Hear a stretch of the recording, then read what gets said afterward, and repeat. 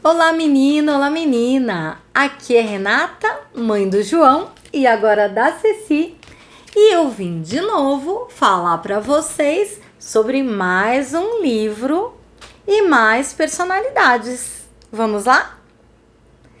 Hoje é dia 5 de setembro e é dia da mulher indígena, por isso eu preparei uma sessão especial para contar para vocês de mulheres indígenas que foram muito importantes aqui para nós e ainda são. O primeiro livro que eu vou tratar é 50 Brasileiras Incríveis para Conhecer Antes de Crescer.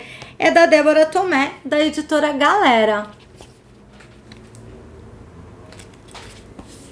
E a primeira mulher indígena que eu vou apresentar é a Paraguaçu. Eu vou até mostrar a ilustração, porque é muito bonita.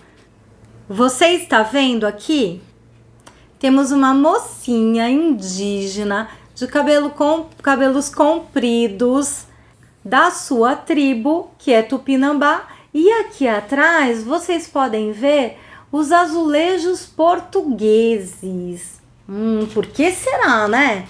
Que tem uma indígena com azulejos portugueses atrás. Vocês logo vão entender. Essa mocinha aqui, de quem eu vou falar hoje, é a Paraguaçu. Ela nasceu em 1503 e faleceu em 1583. Isso quer dizer que ela viveu 80 anos. É uma índia Tupinambá que teve o seu primeiro nome Guaibim-Pará. E ela nasceu em Pindorama. Vocês sabem onde fica Pindorama? Pindorama é o primeiro nome do nosso país, Brasil. E ela era filha de um cacique. Quando ela cresceu e ficou mocinha, ficou grande, adulta, em tempo de casar, ela se apaixonou por um conquistador português que apareceu nas praias da região de onde é hoje Salvador, Bahia, logo após um naufrágio, e o nome dele era Diogo Álvares. Pois bem, Guaibim-Pará ganhou o nome de Paraguaçu, e o Diogo Álvares ganhou o nome de Caramuru, e logo eles se apaixonaram e se casaram. E aí, a Paraguaçu, ela foi de navio até a França, onde foi batizada e recebeu o terceiro nome de Catarina. Mas, gente, naquela época, os homens e mulheres brancos, eles não entendiam de muita coisa e eles acreditavam que a cultura indígena não era uma cultura de verdade e que a religião indígena não era uma religião válida. Por isso, eles batizaram a Paraguaçu de Catarina, que em grego quer dizer pura, como se, com esse novo nome, ela se tornasse pura da sua vida passada. Mas aí, gente, o tempo passou e desse amor do Diogo Caramuru e da Catarina Paraguaçu nasceram 6 filhos. E uma delas é a Madalena, que eu vou contar daqui a pouquinho para vocês. Mas desse amor se construiu também uma ponte que ajudaria a criar o Brasil de hoje. Ela era muito corajosa. Quando o Caramuru foi sequestrado por outros portugueses, ela foi até a sua tribo, juntou um exército de indígenas e conseguiu resgatar o seu amor. Paraguaçu era uma mulher muito inteligente e ela conhecia bem a sua língua tupinambá e também o português. Ela costumava traduzir não só a língua, mas também os costumes de uma língua e outra. E com isso ela ajudou a reinar a paz entre os povos, os colonizadores e os verdadeiros donos da terra, os indígenas. Ela também fundou igrejas e uma das primeiras vilas, Salvador, onde existe a cidade na Bahia hoje. Agora, para contar a história da Madalena, eu vou usar um outro livro. É o Extraordinárias, Mulheres que Revolucionaram o Brasil. As autoras são Duda Porto de Souza e Ariane Cararo. E a editora é a seguinte. A ilustração da Madalena é esta daqui. Como eu havia falado para vocês, a Paraguaçu e o Diogo Caramuru tiveram 6 filhos. Mas eu quero falar de uma em especial. É a minha preferida, a Madalena Caramuru. A Madalena Caramuru, ela é uma mulher muito especial porque ela foi a primeira alfabetizada aqui no Brasil. Ela nasceu na primeira metade do século XVI, na Bahia. A mãe dela nasceu em 1503 e ela deve ter nascido lá para 1520, mais ou menos. E ela faleceu, a gente não sabe a data e o lugar correto. Mas ela viveu lá no povoado de Salvador, ainda naquela época que o Brasil estava sendo invadido pelos portugueses e pelos europeus. Bom, gente, nós sabemos direitinho que ela se casou em 1534, também com um português, o Afonso Rodrigues, e foi o Afonso que alfabetizou a Madalena Caramuru. E aí tudo começou, a nossa história começa. Nós temos registros de que eles se casaram numa igreja que se chama Nossa Senhora da Vitória, lá na Bahia mesmo. Bom, aí tudo vai começar, gente. Porque quando a Madalena foi alfabetizada, ela não simplesmente se tornou uma mulher que sabia ler e escrever e não fez nada com isso. Ela se tornou a primeira ativista pela educação feminina aqui no Brasil. Mas como assim? O que isso quer dizer? Quer dizer que antes as meninas não tinham direito de estudar e nem sequer de aprender a ler. Bom, quando ela aprendeu a ler, ela resolveu escrever uma carta para um padre jesuíta que morava aqui no Brasil. O padre era Manuel da Nóbrega. E nesta carta, ela pediu o fim dos maus tratos dos meninos e meninas indígenas que eram maltratados pelos colonizadores portugueses e pedia também o início da educação das meninas aqui no país e até oferecia uma ajuda financeira, oferecia dinheiro para montar a primeira escola de meninas aqui no Brasil. Bom, isso a gente viu que foi em 1561. O padre, ele foi um dos poucos homens brancos a tentar integrar o povo colonizado aqui no nosso país.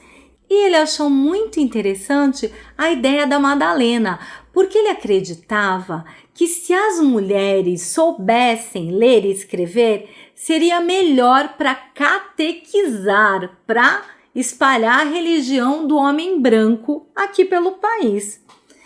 E ajudou a Madalena a enviar uma carta para a rainha Catarina de Portugal. Vocês lembram que a mãe da Madalena também recebeu o nome de Catarina, mas era Catarina do Brasil.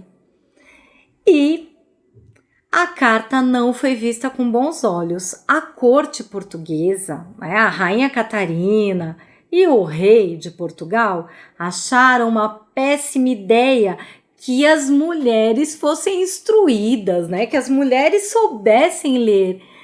O que para Madalena não fazia o mínimo sentido, porque ela era sim casada com um português e era sim filha de um português, o Caramuru, vocês lembram? Mas ela foi criada e instruída ali, junto dos seus, dos indígenas tupinambás. E o homem indígena, ele vê a mulher como uma companheira, como alguém que é igual a ele, e não alguém que é inferior. Então ele acreditava que todos, meninos e meninas, deviam receber a mesma educação e a mesma instrução. Mas não foi assim, não foi bem visto em Portugal. e infelizmente a Madalena Caramuru, ela não conseguiu fundar a sua escola, mas ela foi a primeira mulher a lutar pela educação feminina aqui no Brasil. E em 2001 foi feito um selo em sua homenagem e vocês vão poder ver o selo. Ele retrata uma menina indígena com o corte de cabelo das meninas indígenas tupinambás, que tem aquela franjinha, o cabelo preto, bem liso, mas ela vai estar vestindo uma roupa, um vestido europeu. E é assim que ela foi caracterizada, porque ela era filha de uma indígena tupinambá e filha de um homem português também.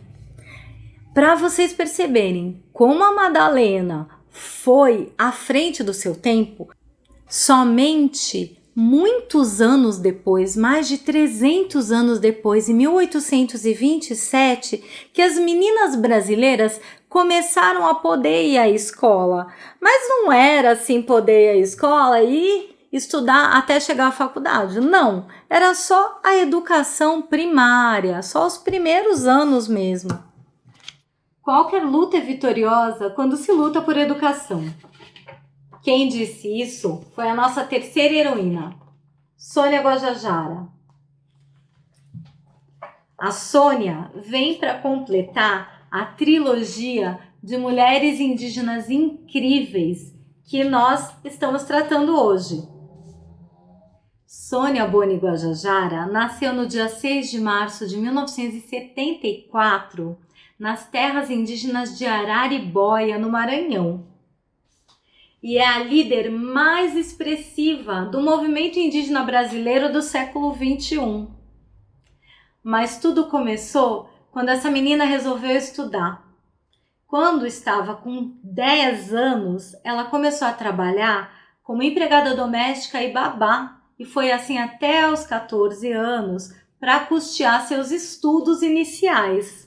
Como era muito dedicada, ela foi convidada pela FUNAI para continuar seus estudos no magistério, só que ela precisaria sair da sua cidade, lá no Maranhão, e se mudar para Minas Gerais.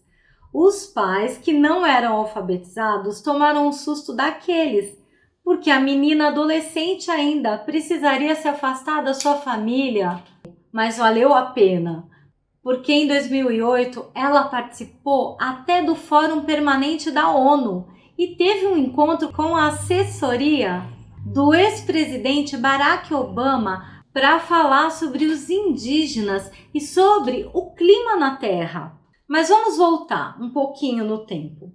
Assim que ela se formou no magistério, ela voltou para a sua terra para trabalhar como professora ali entre os seus irmãos, os seus parentes, os indígenas.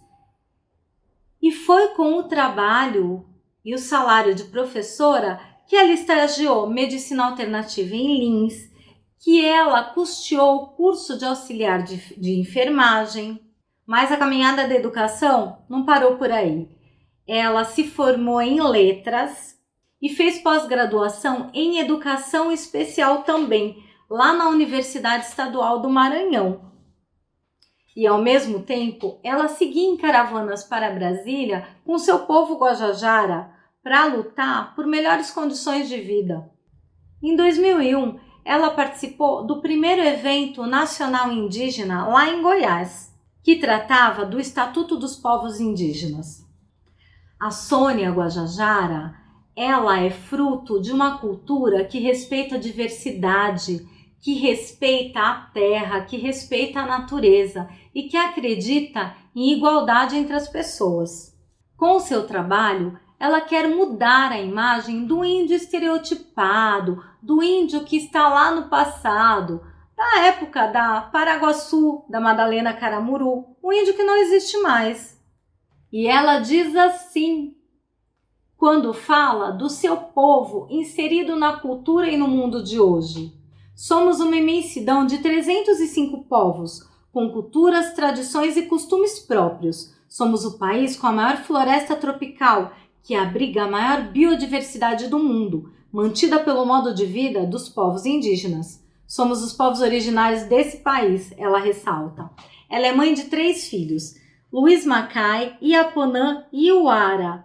E mesmo sendo mãe e próxima da sua família, ela é professora, ativista, profissional e consegue manter uma agenda que já foi visitar 25 países no mundo para falar do seu povo Guajajara.